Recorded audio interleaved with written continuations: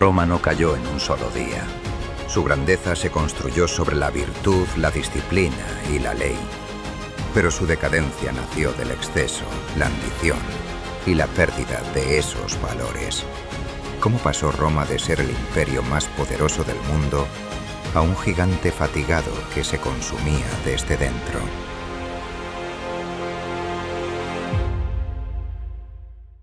La aristocracia de la virtud. Durante la República, Roma y su imperio no pertenecían al pueblo, sino a un reducido número de familias nobles de la clase senatorial. Estos privilegios se heredaban por línea masculina hasta la cuarta generación. Alcanzar un asiento en el Senado dependía del prestigio social alcanzado por el individuo, porque, como escribió Tácito, el pueblo ve las cosas a través de los ojos de las estirpes ilustres. El aristócrata romano estaba orgulloso de su origen campesino. Veía en esa conexión con la tierra una garantía de rectitud moral. Pero no era un simple terrateniente. Su mayor ambición era recorrer el cursus honorum, escalando cargos políticos cada vez más importantes, acumulando dignidad para él y para sus descendientes. En este mundo, la censura colectiva, la reprehensio, era el verdadero freno a los excesos. El pueblo, aunque despojado de derechos políticos, encontraba ahí su única arma frente a los poderosos. Por eso, el aristócrata debía cultivar con esmero su prestigio. La expresión Romanum non est resonaba en boca de los padres nobles al educar a sus hijos.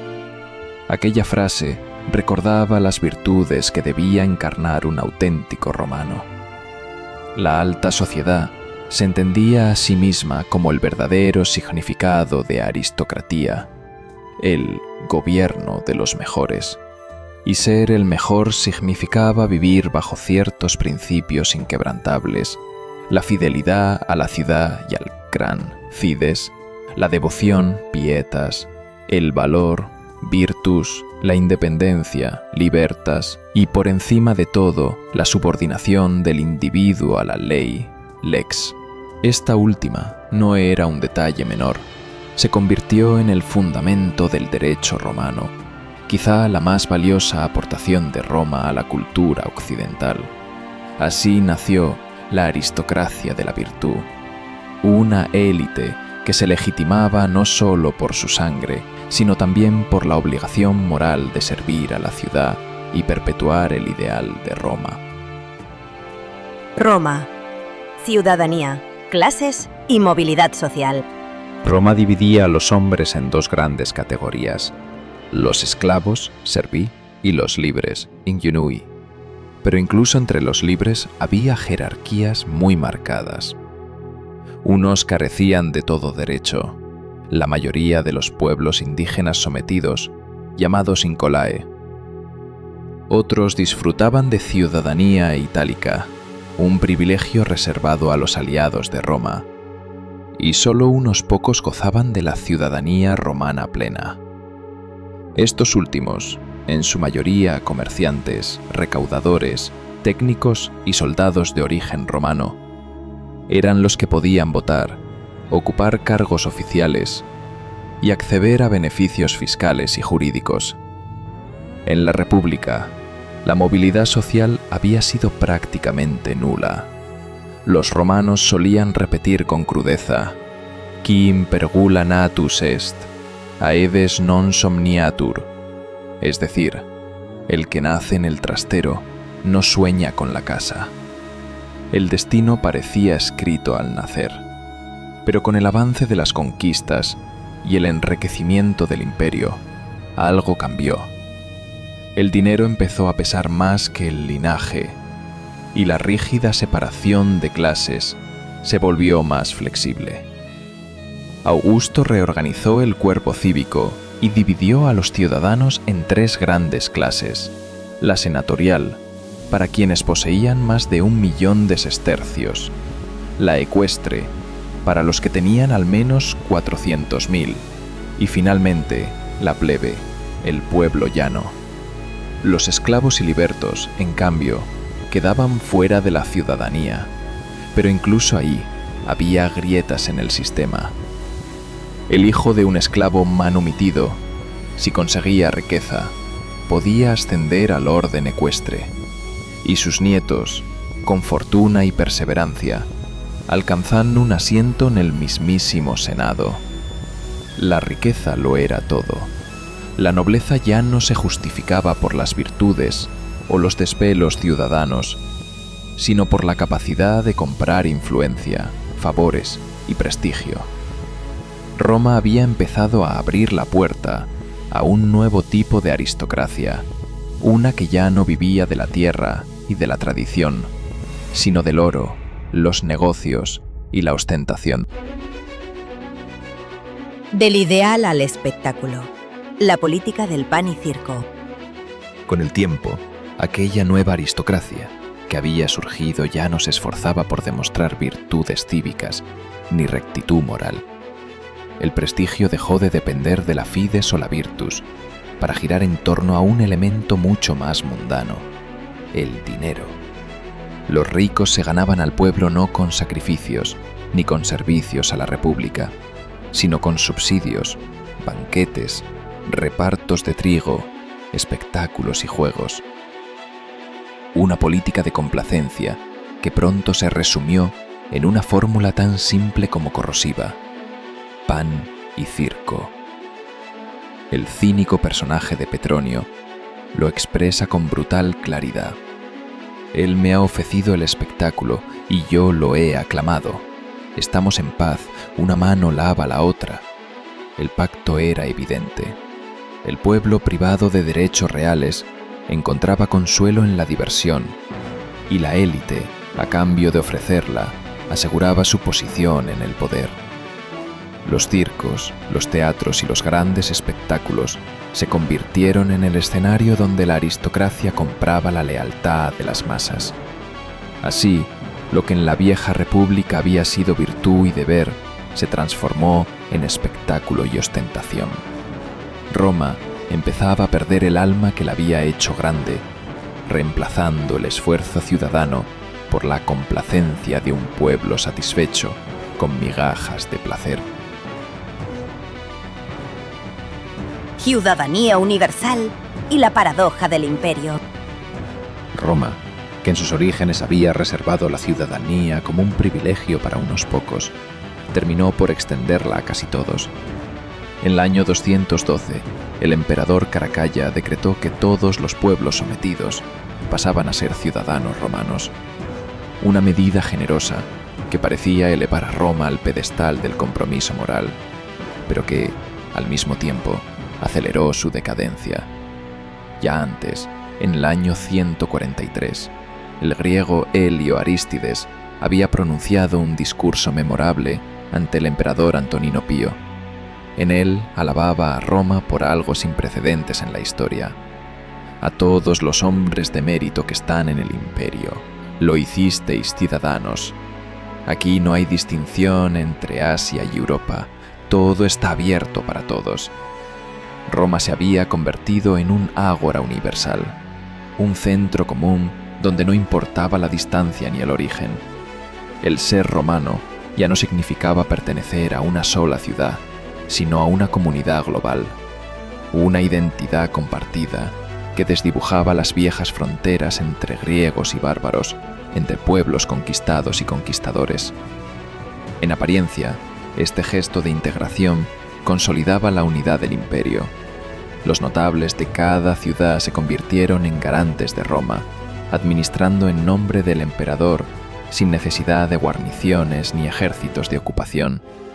Roma se proyectaba así como un poder invisible, sostenido por la propia colaboración de sus súbditos. Pero en esa amplitud también se escondía la paradoja. Cuanto más inclusiva se volvía Roma, más se diluía la fuerza de su identidad original. El título de ciudadano, antaño símbolo de privilegio y deber, se volvió algo común, casi banal. Roma era ahora el mar que todo lo recibía, pero que, en el proceso, empezaba a perder el vigor que lo había hecho distinto. decadencia moral y transformación religiosa. La vieja moral romana, severa y austera, fue poco a poco abandonada. Las estrictas virtudes aristocráticas, el amor al trabajo, la disciplina, la rectitud, quedaron arrinconadas. Pervertida por la riqueza, Roma se entregó sin pudor a los placeres. Incluso la religión antigua, que había sido severa aunque tolerante, cedió sus altares a un mosaico de cultos orientales que se difundieron con fuerza a partir del siglo II. Entre ellos, uno que habría de cambiarlo todo, el cristianismo. En un principio, esta nueva fe fue propia de gente baja e inculta, pero con rapidez escaló hasta las clases dirigentes. La diferencia con la antigua religiosidad romana era radical. Los romanos, politeístas, habían aceptado de buena gana los dioses de los pueblos conquistados. Cuantos más, mejor. Esa magnanimidad se convirtió en un rasgo característico de su espíritu. Los cristianos, en cambio, adoraban a un único dios excluyente, celoso y, según lo veían los romanos, malhumorado, un dios que despreciaba el placer y la buena vida. Frente al júbilo de los antiguos ritos, su culto parecía tan triste como un sermón de Cuaresma. Roma todavía contenía a sus enemigos en las fronteras, germanos, dacios, britanos, partos, pero el imperio empezaba a mostrar signos de cansancio. Incapaz de expandirse más allá, se limitaba a defender lo ya conquistado y a reforzar sus primeras líneas defensivas, los limes, en Escocia y a lo largo del Rin. Los dioses se habían multiplicado, los valores se habían relajado y la religión misma se transformaba. Mientras tanto, en el horizonte se acumulaban oscuros nubarrones. La frontera del poder, del avance a la defensa. El poder de Roma había nacido de la conquista. Durante siglos, su fuerza se había alimentado del movimiento constante de las legiones, que sometían pueblos, fundaban colonias y extendían las fronteras del imperio. Pero hacia los siglos II y III, esa dinámica comenzó a quebrarse. Roma ya no avanzaba, se defendía. Las legiones, antaño símbolo de expansión, fueron destinadas ahora a custodiar lo ya conquistado. Así aparecieron las primeras líneas defensivas permanentes, los limes, levantados en los lugares más vulnerables, en Escocia, frente a los pueblos del norte, y a lo largo del Rin, conteniendo la presión de los germanos. A ojos de los romanos, aquello era una confesión implícita de debilidad. El imperio, que antes se concebía como una fuerza imparable, empezaba a mostrar su agotamiento. El suelo conquistado se había vuelto demasiado vasto, demasiado difícil de proteger, y las fronteras se convertían en muros contra un mundo exterior cada vez más amenazante. Los enemigos seguían contenidos, sí, pero la energía vital de Roma ya no era la misma. Lo que había sido impulso de expansión, confianza en la victoria y gloria militar, se transformaba en un cansancio resignado. Y ese cambio marcaba el inicio de una nueva etapa, el lento ocaso del poder imperial. Los buenos emperadores, de Nerva a Trajano y Adriano.